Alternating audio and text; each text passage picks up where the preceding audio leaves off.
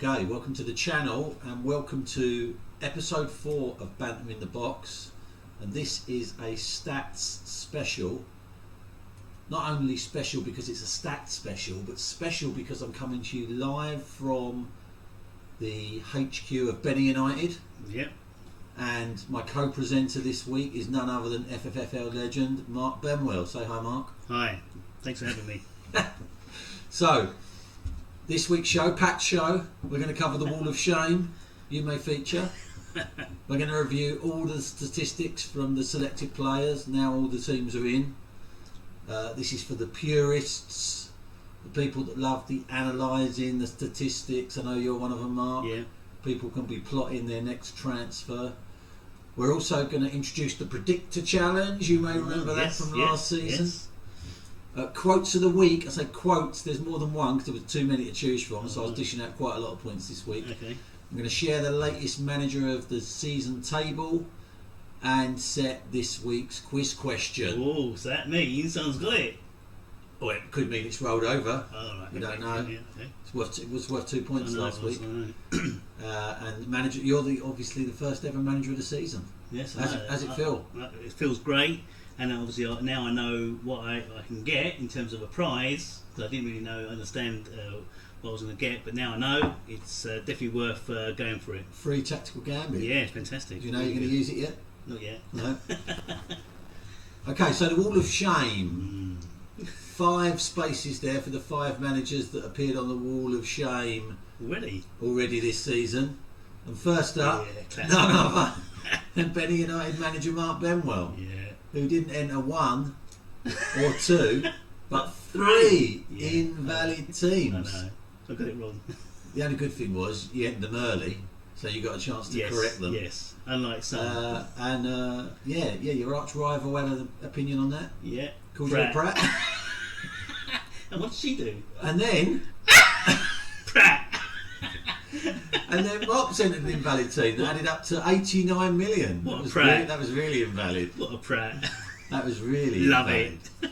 But I think you're in fairness, yours and Mops' invalid teams was down to stupidity other than cheating. Yes. What? Cheating? Not well. The next manager, there's question marks. What?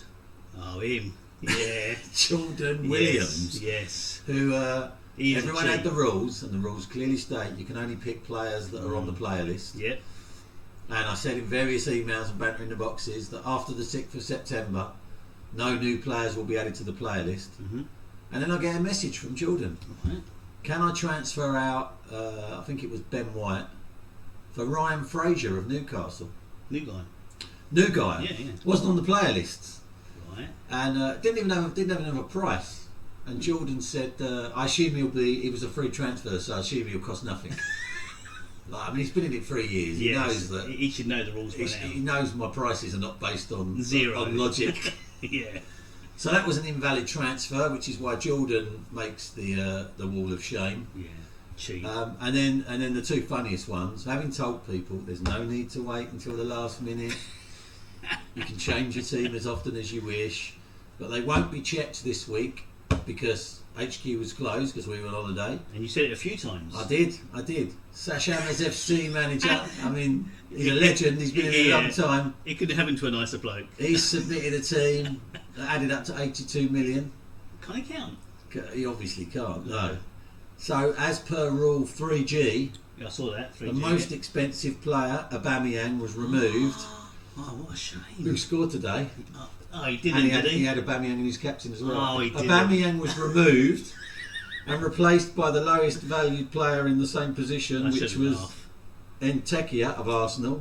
I know he didn't start today. I don't know if he come on. And because he had Aubameyang as captain, who had to be removed under Rule 3G. That meant he had no captain, so 3D was invoked, and his goalkeeper was made captain. Yeah.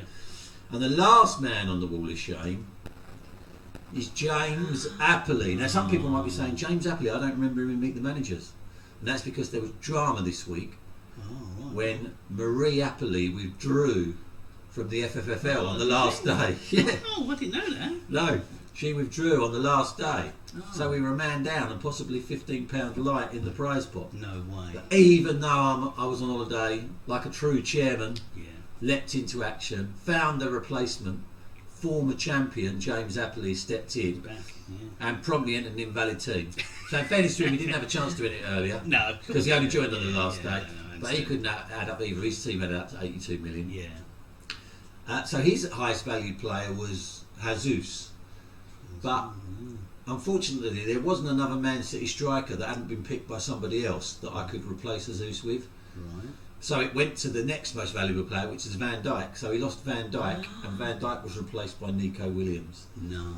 So they are the 5 managers that have entered invalid teams this season, and they make up the wall of shame. It'd be interesting to see a stat at the end of the season if they had them in their teams, what it would be. I might do that. Yeah. I might do that. Yeah, that's a good idea. So then that reinforces, what you say every year. Get your team in early. Absolutely, reinforces it. Absolutely, it does. There still could be more invalid. There still could be more entrance to the wall of shame because people could make invalid transfers. Yeah. That's not a bad start though. And if anyone's noticing someone in the background, it's not Steve Holmes, that's Donna. Right, so now we've got the stats. Oh, yeah, good. So, selected players. So, 28 managers, 28 times 11. I think that's 308. Mm-hmm. So, of the possible 308 positions, 104 different managers, different players were selected across the 28 teams. Okay. 9 different goalkeepers. Wow. 54 different defenders. 54 different midfielders. And 37 different forwards. That is interesting. In terms of formations, the most popular formation, 4-3-3, attacking. Next most popular was the old favourite 4-4-2, and 3-4-3. 2 managers went for the new one, the uber defensive 5-4-1. That was you and me. Yeah. And 1 manager each went for 4-5-1, 3-5-2, and 1 manager went for the all-out 4-2-4. That was never the boys Jack Hoxby. Wow. Who's 4 strikers. Uber attack, 4 strikers. Well done, Jack. Good luck. Yeah. Nominated clubs. Most popular nominated club. Well, 1 manager chose Leicester, 1 manager Leeds, 1 manager Chelsea, 1 manager Villa. 3rd most popular nominated club, Man City. Who do you think the top one's going to be? Chelsea. You've done Chelsea. Liverpool. 2nd, Liverpool and Man United, chosen by 6 managers. The most popular nominated club, Arsenal. No. 7 managers went for Arsenal. Wow. So last season, 15 managers went for Liverpool. This season, it's a lot more spread out. Yeah, it is. Best position for a captain. Who's your captain? Oh, Alisson. She forgot. Yeah. A few people did that. So defender was the 4th most popular choice. 4 managers went for that. 6 managers went for a midfielder. 7 for a goalkeeper, but I think that's because a lot of managers forgot to select a captain, so the goalkeeper defaults as per the rules. Yeah. But a striker was the most popular choice of captain. 11 managers went for that. Most popular captains. 17 different players were selected as captain across the 28 teams. I know. The 3rd most popular, Raheem Sterling. 2 managers went for him. Bit of a surprise that. Last season's highest scoring player overall. I think most people were put off by the £22 million price tag. 2nd most popular captain, Van Dijk and Aubameyang. 3 each. Aubameyang would have had 4, but Wayne screwed up his team. But the most popular captain, joint Alisson and Bruno Fernandes. 4 managers each went for them. But it's interesting, 17 different players selected as captain. If any of those captains have standout weeks, that will separate the teams quite a lot. Good, yeah. So this is a table. If the league table was based on players selected, then Arsenal would be winning the Premier League. Arsenal players were selected 41 times, 20 different players. Now, bearing in mind only 11 players can start. There's a lot of people with Arsenal players that are picking up negative points. Similarly, 14 different Liverpool players selected, 38 times. Yeah. Down the other end, no one fancied Burnley. No. 4 different players, and they were only selected once. Only 3 Sheffield United players selected, 5 times. Palace. 5 Palace players selected, 4 Southampton. And the Aston Villa, is that the one that's got the nominated team? Someone's got their nominated team for Villa as well. Yeah, you're right. You're right. So yeah, if that's the way the Premier League season ends, Liverpool will be second. Yeah. But then I doubt Arsenal win the league. No, I don't think they But will. Arsenal definitely really popular. I don't know why. No idea. I don't know why. I mean, Leeds was really popular. 6th. The value? Well, that would apply for Leeds. Yeah, 9 different Leeds players, and they were 6th. West Brom were 9th. 6 different West Brom players, but that's because a lot of their players are $500,000. Same with Fulham, 5 different Fulham players. Yeah. People went for the $500,000 choice, but the Arsenal players weren't particularly cheap. So yeah, I don't know what it is. We will see. We will see. Most popular players. Joint third, selected by 8 managers. Kieran Tierney, only 4 million. A lot of people saw that as a bargain. Yeah, Van Dijk, not many people put off by the £12 million price tag. he was And cheap. Aymeric Laporte, Yeah. 5.5 million. Really cheap. That was cheap. So 8 managers went for them. Second place, joint second, Bruno Fernandes, Yeah. 13 million, pretty good value. Yeah. And Thiago Silva. People like the £500,000 and weren't put off by the age 36. 9 managers went for those 2, but the most popular player, Alisson. Few people have commented that they thought I got his value too low. I thought so. 6.5. Yeah. But then if you look at how many points he's got, Yeah, yeah. that's what it's He, based on points. he was injured the first month or so last season, wasn't he? was, yeah. Most popular goalkeepers, third place. Interestingly, both Arsenal keepers were selected by 2 managers. Leno got the nod today. Martinez wasn't even on the bench. Wow. 2 managers went for Hugo Lloris. Second, Ederson, 8 million. Yeah. Top, obviously, Alisson, 11 managers. Most popular defenders. 4 managers went for Louise, didn't play today. No. Ben White, played for Leeds last year, no Premier League experience. Don't know why he was so popular. Alex Arnold, Yeah. despite the £12 million price tag, assists coming in this season, and he got a bucket load last. Yeah. And I've got no idea why 4 managers went for Ajayi of West Brom. I've got Point no. 5. Well, obviously the value, but why pick out Ajayi? I don't know anything about him. No, I haven't heard of him. Second place, Tierney, Van Dijk and Laporte, but the most selected defender, Thiago Silva. Price isn't very good. Midfielders, third place, De Bruyne, highest scoring midfielder last week. 5 managers went for him, even though he was 17 million. Second place, Paul Pogba, selected by Really 7 cheap, managers. really 4 million is cheap.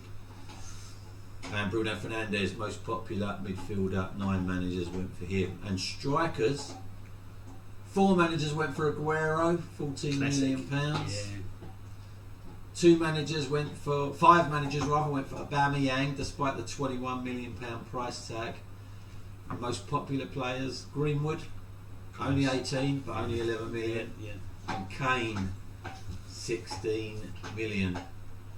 7 managers went for those 2. Good prices. But no Salah in the top. No, no easy. I think only 2 players selected Salah. Yeah. No one went for the new boys like Timo Werner, 23 million. Yeah, but they put him off. Unknown quantities. Unknown Yeah. quantity, and is that how can you put him at 23 million? That's true. That's I true. don't understand that. So, Predictor Challenge. Yep. We did this for the first time last season. You got one of your predictions right, earned you 5 manager of the season points, helped you secure the manager of the season title. That's what it was, yes. I can't remember what one you got right. Was it the wooden spoon? Because most people went for Emery and got it right. Yeah, I was the only one that predicted Steve Holmes would win the league. Yeah, you Never did. back against Steve Holmes. No.